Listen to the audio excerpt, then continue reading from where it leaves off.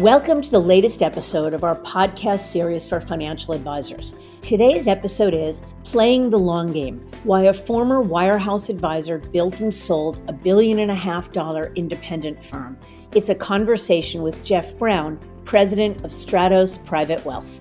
I'm Mindy Diamond, and this is the Diamond Podcast for financial advisors. This podcast is designed for advisors like you who are interested in learning more about the evolving wealth management industry through candid dialogue with breakaway advisors, those from the C-suite, and industry thought leaders.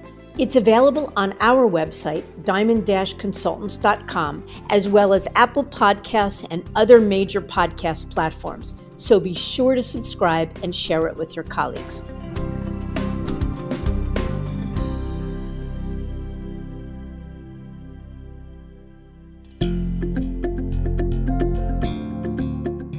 At Diamond Consultants, our mission is to help advisors live their best business life. We want every elite advisor to find exactly the right place for their business and their clients to thrive, whether it's at a wirehouse, a regional, boutique, or independent firm. As the industry's leading recruiters and consultants, we've transitioned more than $250 billion in assets under management in the past decade. And each year, 25% of transitioning advisors who manage $1 billion or more are our clients. Curious about where, why, and how advisors like you are moving?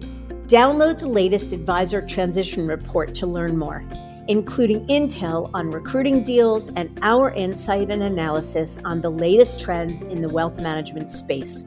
You'll find it at diamond-consultants.com/transition report.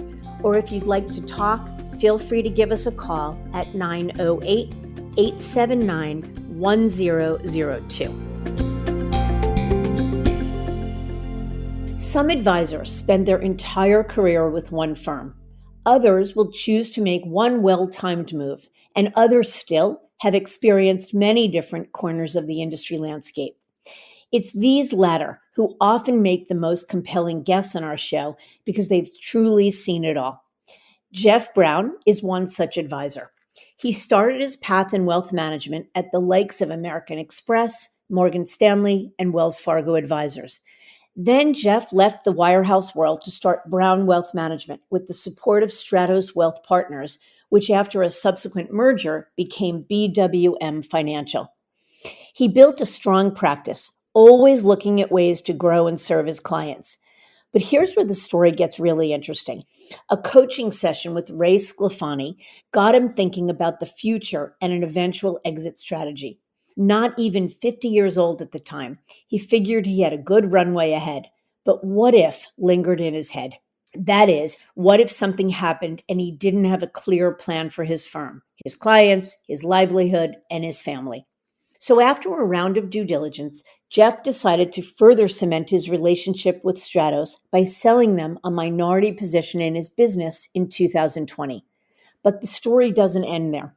Just last year, he sold a majority stake to Stratos to take the firm national, and in doing so, is now the president of a much larger entity, Stratos Private Wealth.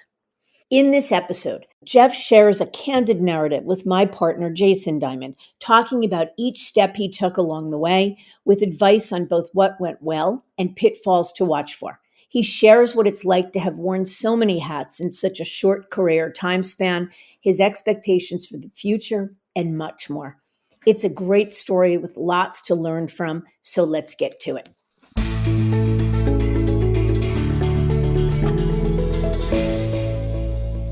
Jeff, thanks so much for joining us today. Thrilled you're here.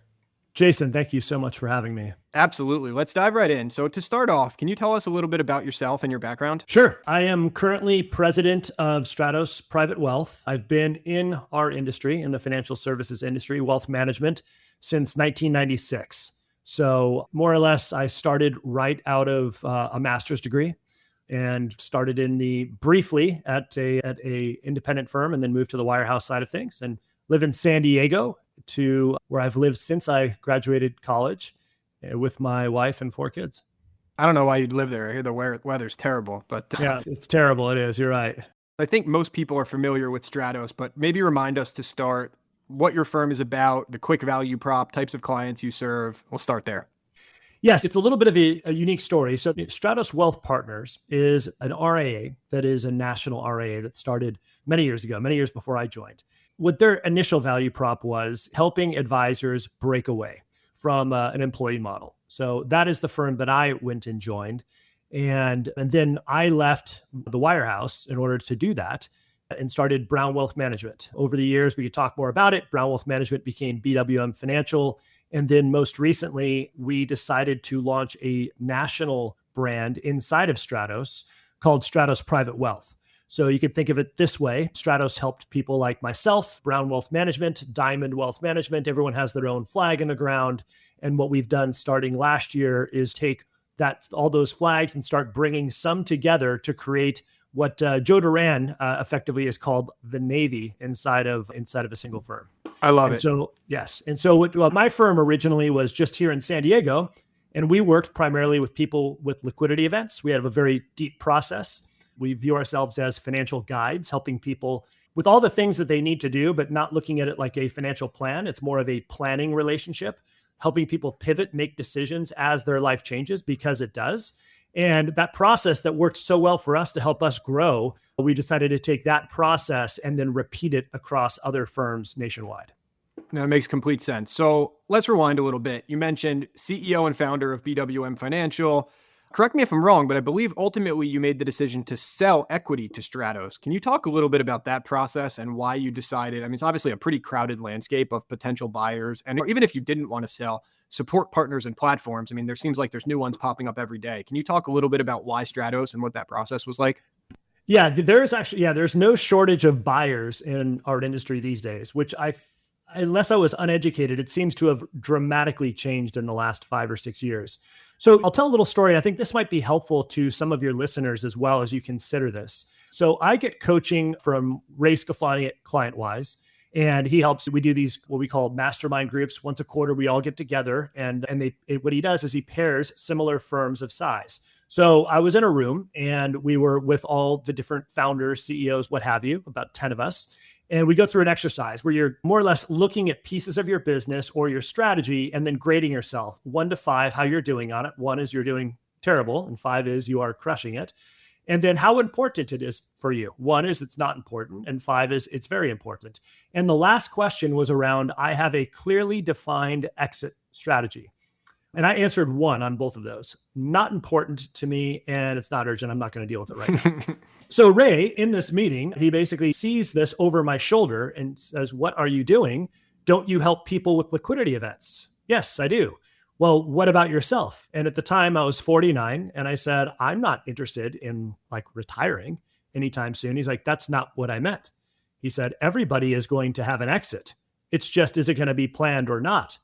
And we had a little bit of conversation during that meeting and then afterwards.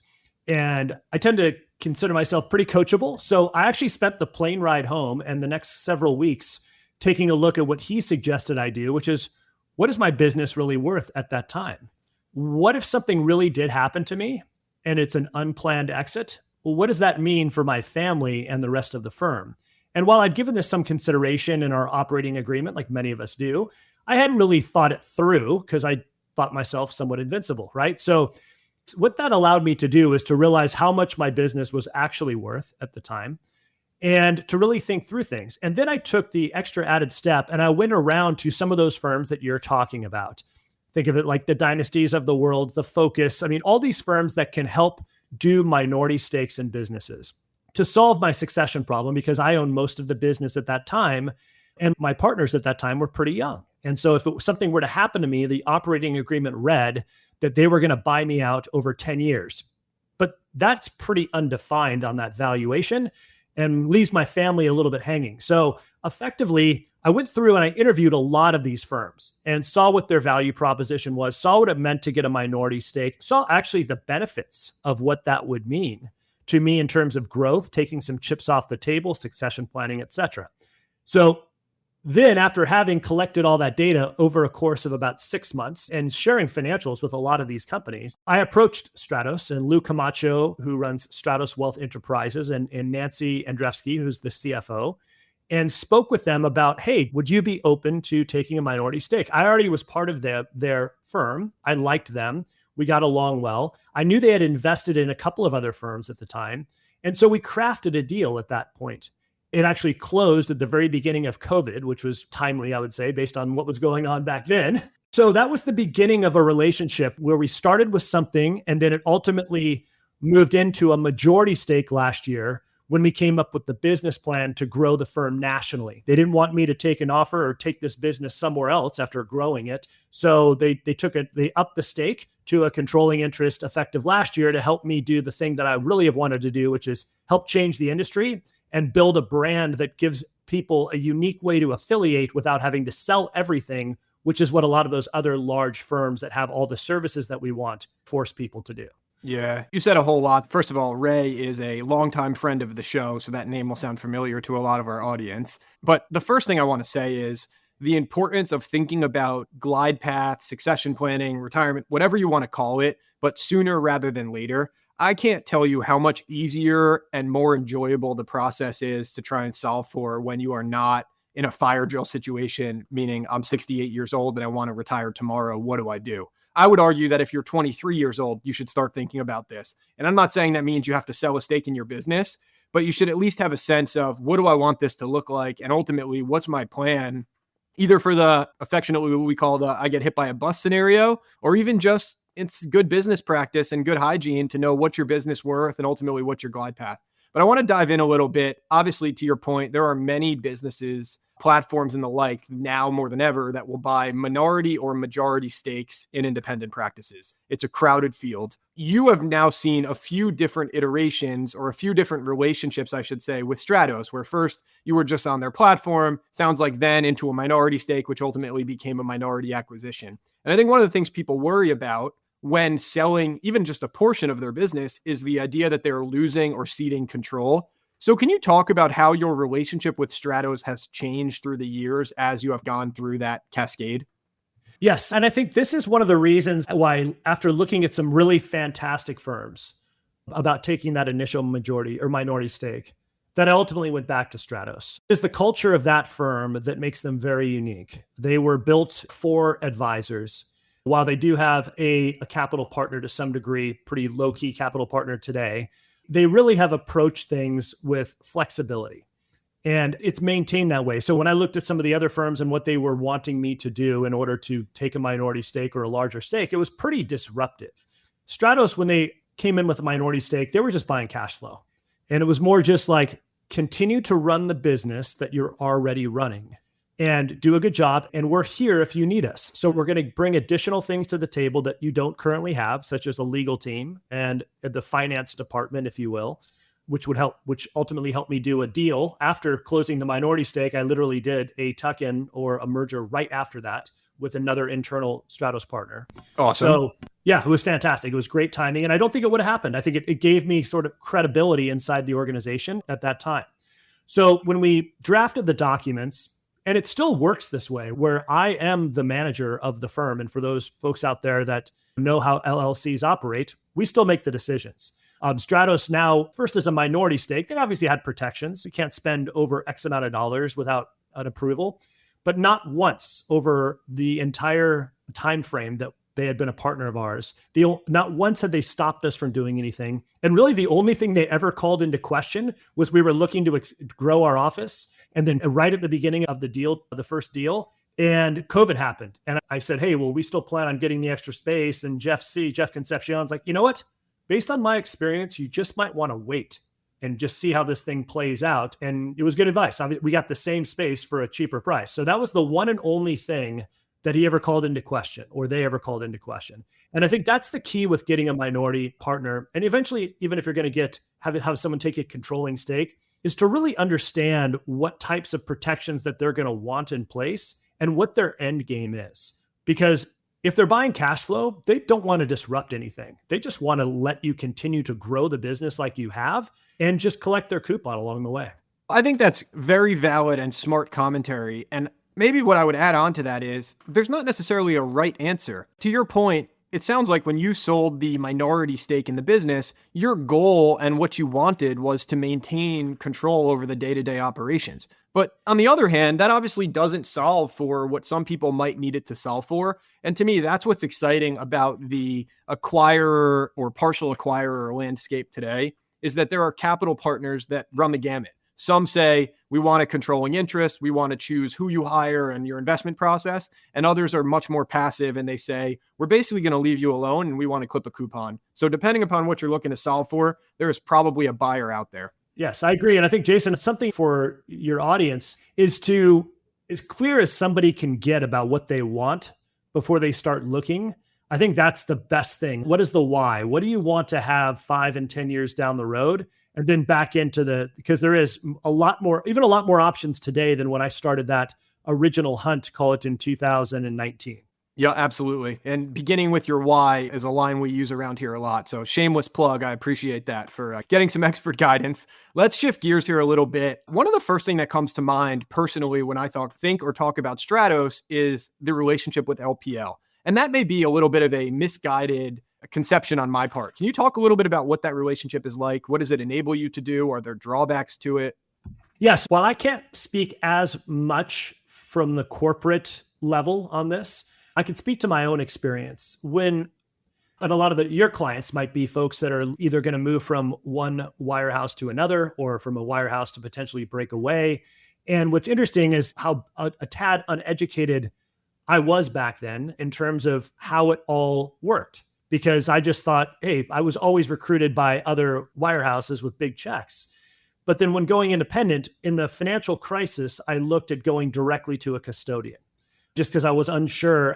At that time, it was Wachovia, and we all know how that all was going down. So I wanted to land in a safe place, and I interviewed a custodian directly, and I realized, like, oh my gosh, there is so much to do here. And if I have to also drop my Series 7 to be able to deal with the brokerage assets, because I didn't know that at some of those firms, you don't have the option. And some investments are only going to be brokerage. There's no advisory option there.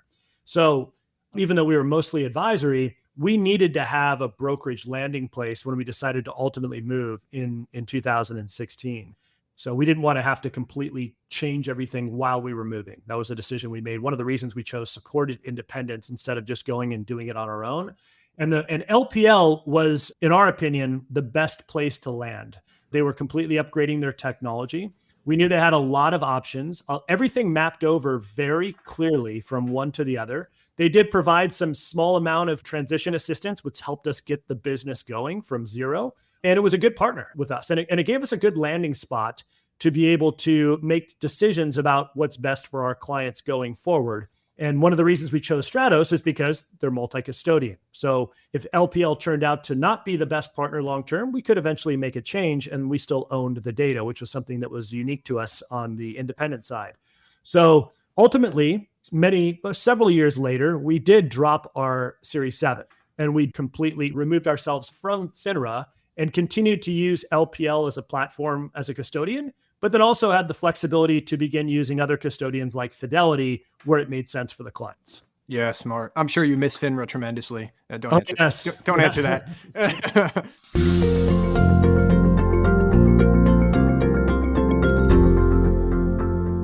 So I wanted to just hone in a little bit because I think what you're alluding to is, especially in the independent space, your partners, and I don't mean your business partners, I mean the firms or the resources you choose to associate or affiliate with, they really matter. Like if you're moving to a wirehouse, your partner is Morgan Stanley, and you're using Morgan Stanley's technology, their asset custody, their investment program, their home office, etc. And just using Morgan as an example.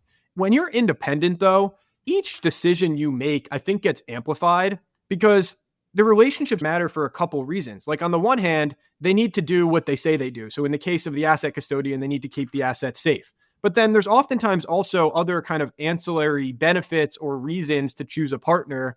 In this case, it sounds like it's support, a little bit of dollars, some know-how. I mean, similar comment you made to the minority investor. The minority investor, on paper, their goal was to provide you with some liquidity, but it sounds like they did much more than that for you. They actually enabled you to go out and do M&A, and they provided you with support and resources. So I just want to highlight that in the independent space in particular, I think it's critical, each of those decisions you make, because that's ultimately what makes up the sum total of your firm. Would you agree with that? I would. And something I learned after the fact is I joined this firm at LPL because of a relationship that I was introduced to Charles Shapiro through a mutual friend. I had already looked at going independent directly with a custodian multi-years prior, so I knew that wasn't the route, but I didn't do the same type of homework that I did when I was looking for the minority stake. I just said, hey, this seems like a good fit. I like the people at Stratos. The worst thing that would have happened if I was to leave them was I signed a contract that more or less said, hey, I give them 6 months notice, effectively, something like that. So it wasn't a huge risk on our decision. And I think going back in time, like what would I do differently? What maybe a shameless plug for a firm like yours is knowing, like having a better understanding of what exactly all the options would be. I am very fortunate that I ended up where I ended up, but I would put that on part as just the relationship of getting to know those folks and the luck of having being introduced to them. There's a lot of other places that exist today that I've had colleagues work at that weren't so good or weren't as good for what I was looking for. So I think looking at it, it's spending some serious time on it. But I will say the standard thing that you hear a lot from folks that go independent is that the one thing, what would you have done differently? It's always, I wish I would have done it sooner, is typically the response you get. Absolutely it is. We've asked just about every breakaway advisor on our show that question, and that is almost always the answer. You're exactly right. But let's play devil's advocate here. I love when our guests have started their careers at a wirehouse or a big firm, which in fairness, it feels like is the case a lot, because I think it's probably a little bit of a gap, and we can probably spend more time talking about this later, but the wirehouse training programs certainly seem like they're still the best in the industry. So it's not uncommon for people to go the route that you went. Started my career at a big firm before ultimately realizing some of the limitations. And we can talk about what those limitations are and the things you can do better now. But I'd like to talk about the opposite side of that coin for a minute. Is there anything that you miss about the wires? Or is there anything that you think that traditional big W-2 firms do really well that an independent firm can't necessarily do? Yeah, I do. I think that there are some things, and when you can compare the two, I do a little bit of coaching for ClientWise, and there'll be folks in my group that are independent and that work at a wirehouse. And while independent sounds great because that's what I chose to do, it's definitely not for everybody. And I think that the wirehouses, what they have is they make it very turnkey. It is fantastic to be able to have all of the options that you have as an independent, but it's also a lot of work to have all of the options that you have. The shiny object syndrome is real when new tech comes out and new things happen, and which planning software do we get? And do we go to Salesforce? I mean, those are all massive changes that you can make at an instant that can completely disrupt your organization. So knowing out of the gate what to pick and to be good at it, that is not for every single person. In addition to dealing with all of the stuff like HR and payroll and how do you set up your business and what type of lease do you get, all those decisions become cumulative things. Well, I wouldn't say a waste of time, just cumulative time consumption that you didn't spend before that takes you away from servicing your clients. They make it very easy for you and they pay pretty reasonably well. And I would say that is the one thing that I've noticed a lot is that when talking with folks at the wirehouses and the thought to go independent, it's this, I can make more money, or it's the taxes I can save because I can write off more. And it's funny because at the end of the day, that's not necessarily free. You are doing things. So I would argue that it's not about the payout. I would take that decision off the table in terms of I can make more money because you're going to probably have to hire more people too. Or you're going to do more for that amount of money. I think the wirehouse offers, I look at Wells Fargo where I left, and Wells Fargo, they have access to banking. They have access to ultra high net worth services through the private bank. They have access to incredible lending for their clients. They have different ways to affiliate with them, anywhere from just being an employee to now recently like an RA division. So there's a lot of good things to say about the wirehouses. I'm not by any means anti-wirehouse. I think it's just for the true entrepreneur, or most importantly, for the person that wants to build true enterprise value. And I think that last piece is the big difference, what you get on the independent side. I think that's what you do. So you really have to have that mindset of, yes, I want to be the business owner instead of just the senior advisor in the business. Yeah, totally agree. And the other one I would add to your list of wirehouse benefits is brand. There's some advisors, and we could probably politely poke holes in this or disagree the extent to which brand actually matters to clients. But there are certainly advisors out there who perceive that brand matters a great deal. And there's no question the Wires are the best brands on Wall Street and some of the best brands in the world. And that's obviously they've had some tarnish through the years due to various scandals, which we won't rehash. But still, I think safe, big brands versus a firm like Stratos, probably a little bit more of an unknown. The other thing I wanted to mention is when we think about independence, I completely agree. A better payout should not be reason 1, 2, 3, 4, or 5 for why you're considering independence. I mean, when I think through, and I have this conversation a lot, especially with captive W-2 advisors who are considering independence, to me, the two biggest drivers or the two biggest reasons you might favor or opt for independence are, number one, the creation of long-term enterprise value that you can monetize, and number two, more control and or quality of life. Like you just will like your work more and be a happier advisor in the independent space. I agree with you completely that payout, maybe you'll pick up 5, 10% of additional payout, but the delta is probably not great enough in 99% of cases to justify the extra effort and the extra work. Is that fair to say? You think that was a decent summary of your thought there? That's exactly correct. And the only thing I would add to the list that is one of the reasons that we actually did leave, which is the ability to transition ownership to someone outside of the main advisor or advisors, because it could be totally different now. But when I was there, you're splitting a rep code. And if something happens in that partnership, like it actually did to me early in my career with a junior partner that decided that he wanted to go work somewhere else and take his cut, he owned X% of those clients and I could do nothing about it. So that was the only way to give ownership in a book.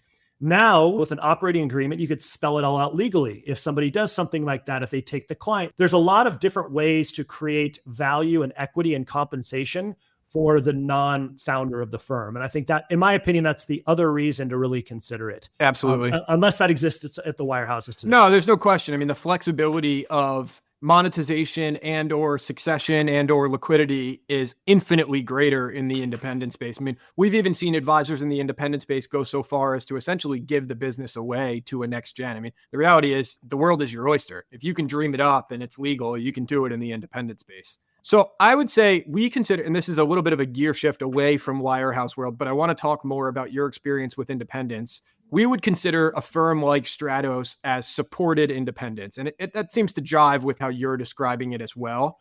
But there are now probably definitely even more so than when you looked. There are a lot of different versions of supported independence. I think you've touched a little bit upon why you chose Stratos, and some of it may have been just luck and happenstance. But what are your thoughts on the model as a whole? Talk about how does somebody reconcile? Do I opt for a supported version of independence like Stratos, or do I just go call up Fidelity and do this myself? That is an exercise that I spent a lot of time on. So remember up front, I said that there was a low risk of joining Stratos. They were fantastic people. And that was the number one thing that just Jeff Concepcion, Charles, all the folks that I met at the beginning, they were really good human beings. And that's, to me, that means a lot. So the fact that, okay, I'm joining this great group, they have what we need. And if it doesn't work out, I just have to give them 6 months of notice. That seemed very reasonable. So what I did after we moved, it was very successful. And to all the folks out there that move, it is always another standard answer. You're going to get 95% of your clients pretty easily. So we had the same success within a short amount of time. And then I spent really each year at the end of the year when I ran my P&L, I looked at the amount of money that we gave to Stratos and the services that they provided for that money. So in other words, I could evaluate, hey, this was what I was paying. And as I learned more and learned what I didn't know before, if I was to go do this on my own, for example, hire my own chief compliance officer, get my own technology support, which is actually a big thing. And cybersecurity, what would that cost? Monitoring everything, billing everything, the HR component, I could put that in together in either bodies or outsourced solutions and come up with how much it would cost me to do it. And in my calculations at the revenue that I was at and what Stratos charges, I figure I was giving them about 20% profit margin on that stuff. In my calculation, I could save about 20%. That is not a lot of money to have them worry about all of it. and to have them stay on the cutting edge. And they've done that as they've grown. I mean, the cybersecurity alone, just I could see the upgrades over the years. They are worrying about that. They are worrying about the new compliance issues that are coming down and telling us what to do instead of me having to worry about it. And I've seen this as an area, as I've been in the industry longer, that going and doing it on your own, I have folks that have done it on their own. They're smaller in size, but they seem to sometimes cut corners on some of those things to save some money. And those are big things. I mean, SEC comes in and takes a look at you and you get on their watch list or what have you, or there's a breach of your client data. Some of those things you cannot come back from.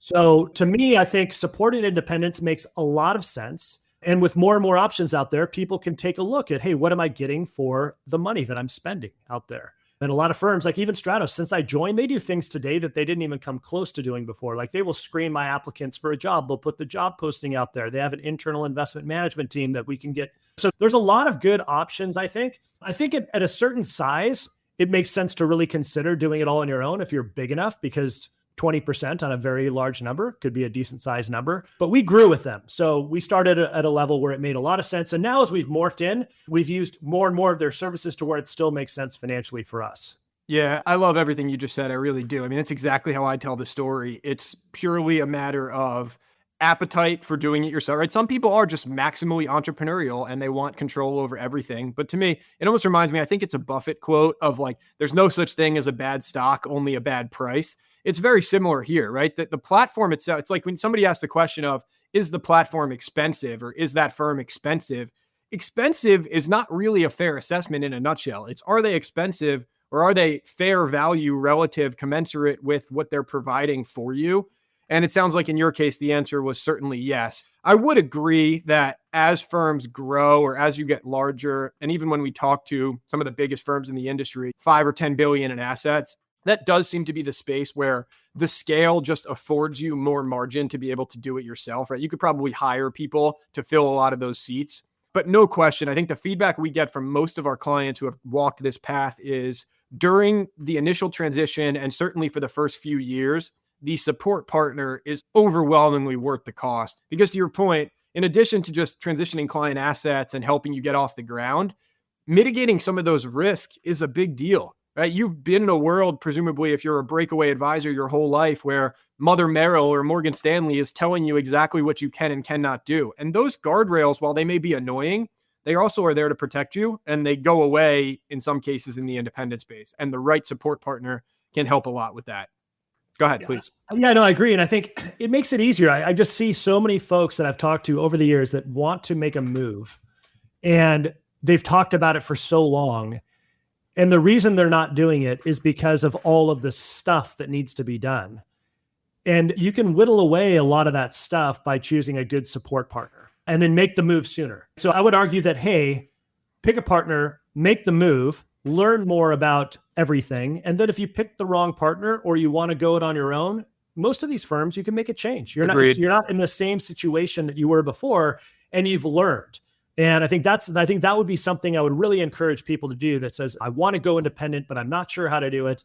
Well, interview the main support partners, go that route, make a decision, and then just learn. And then learn about every other partner out there, learn about every little piece of the business that you didn't know about before.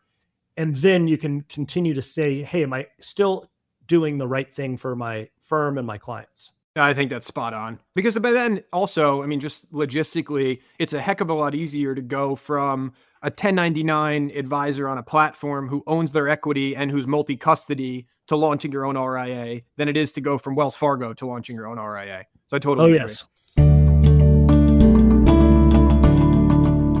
I might have stolen this next question a little bit from a press release around the time you sold the business to Stratos. You sold the equity in the business to Stratos, but I love the way it was articulated. And I think your quote was, your vision is to offer a more holistic, complete, and high-touch offering inside of the broader firm. And that would include things like tax advice, systematic lead generation, and a variety of other services.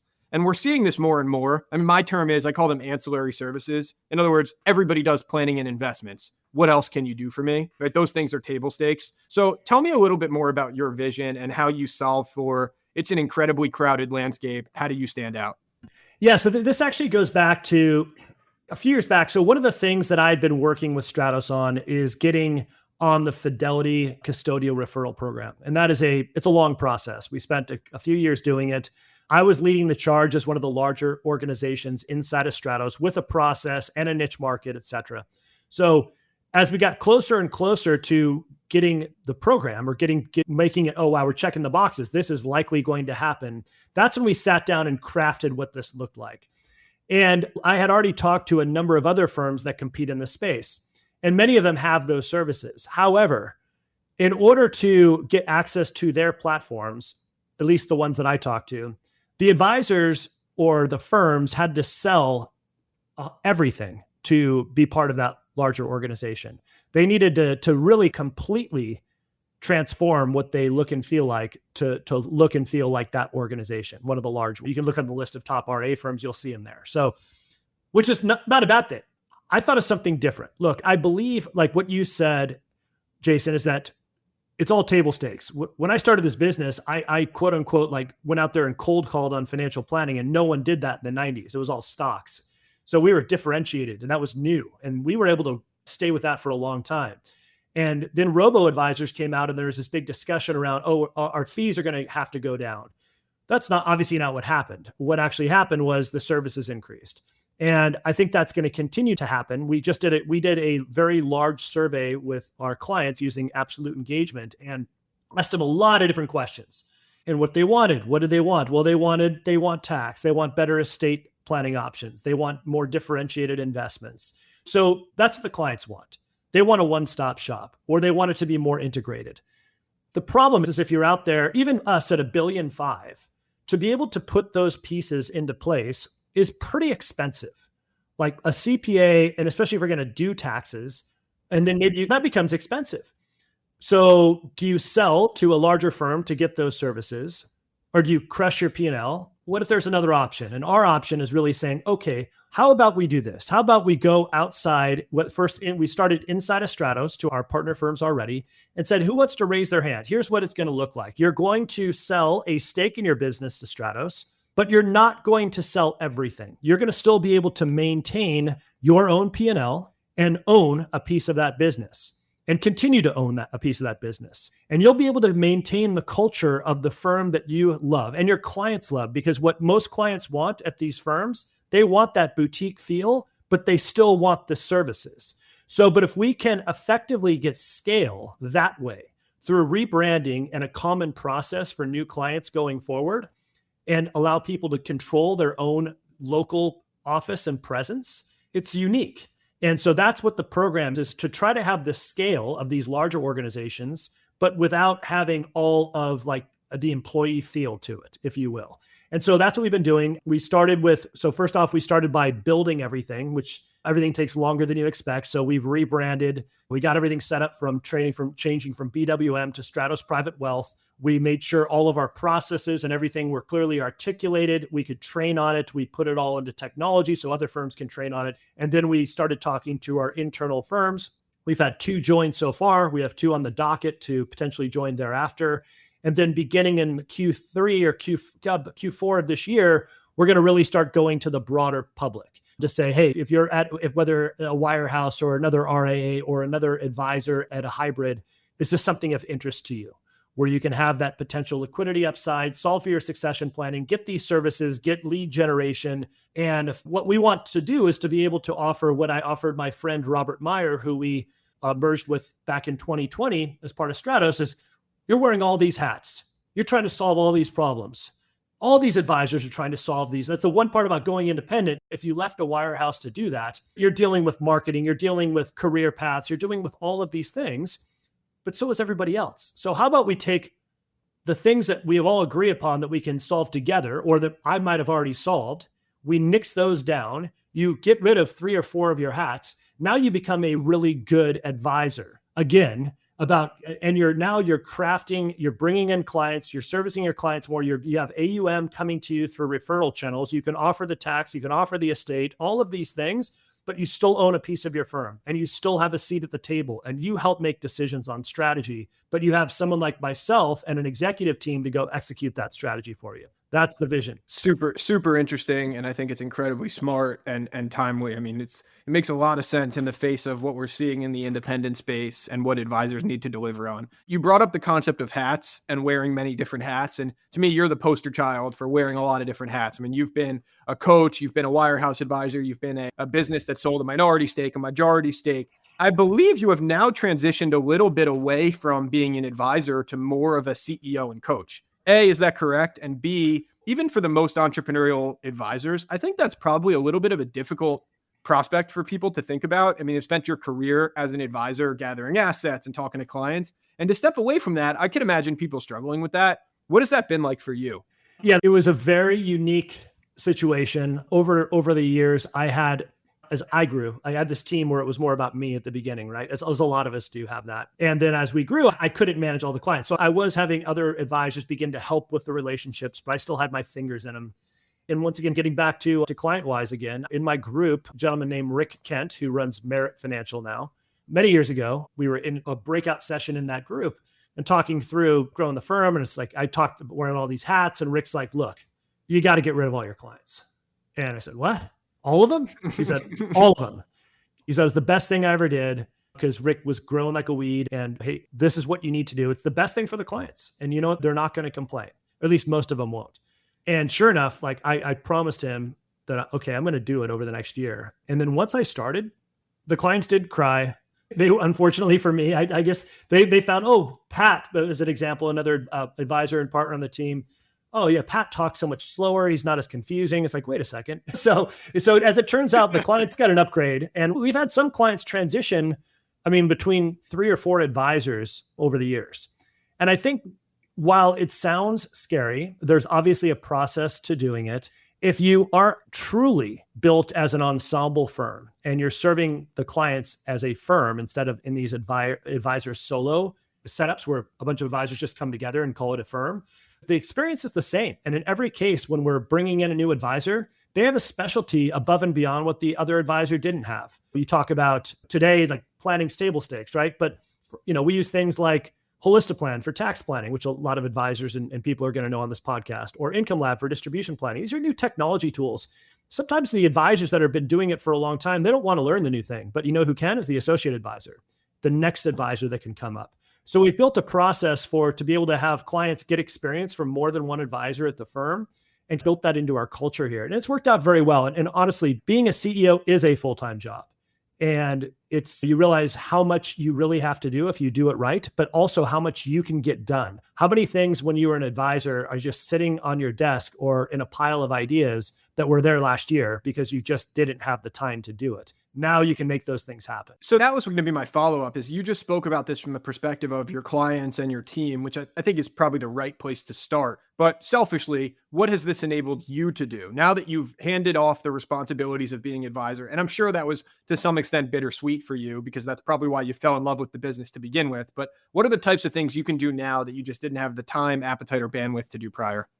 Yeah, so let's just take a look at what I'm doing right this moment. So right this moment, I'm building a strategic plan for the firm starting in 2025, and it's June. So it's not December of 2024, which is how it might have worked. So building the plan for next year for SPW, very detail oriented. So having a really clear idea about that, building out workforce planning. How many people do we need to hire in various positions to do this? We're building out a marketing strategy for a new webinar that we're going to be doing and launching a paid strategy. I'm hiring a marketing team to do SEO optimization and some other things on the website. I've been interviewing CPAs to build out the tax practice that we have today. These are very large initiatives that take a lot of time that there's no way that I would have been able to do maybe more than one of them if I was still an advisor to the clients. And joining your favorite industry podcast as well. Exactly.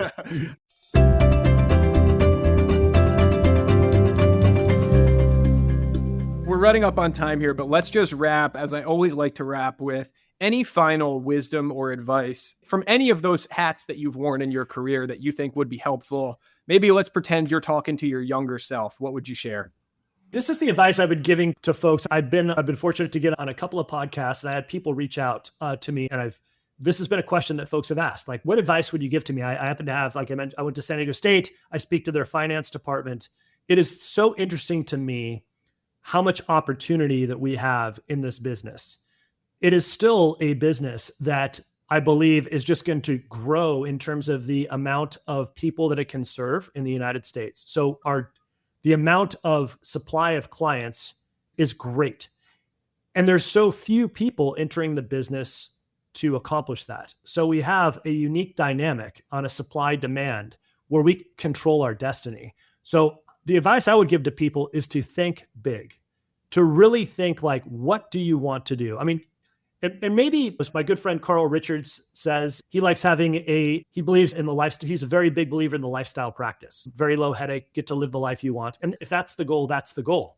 But if the goal is to really affect as many lives as possible, whether that's not just the clients, but the people that work at your firm, and to be able to enhance their lives and more of them as time goes on, really think how big you can get and how you can get there and continue to have that mindset and just get fired up to come to work every day. Because I think that there'll be a change in our industry at some point where the opportunity may not be as great as it is today. But for those of us that are in it today, wow, it's pretty amazing what we have to look forward to. I couldn't have said it better myself. Well, thank you so much, Jeff. This was fantastic. I'm so excited to see what the next chapter holds for Stratos Private. We'll have to have you back in a couple of years and you can give us the update of your doubling and tripling of growth. But we really appreciate your time. And thanks again for joining us. Jason, thanks so much for having me. It's been fun.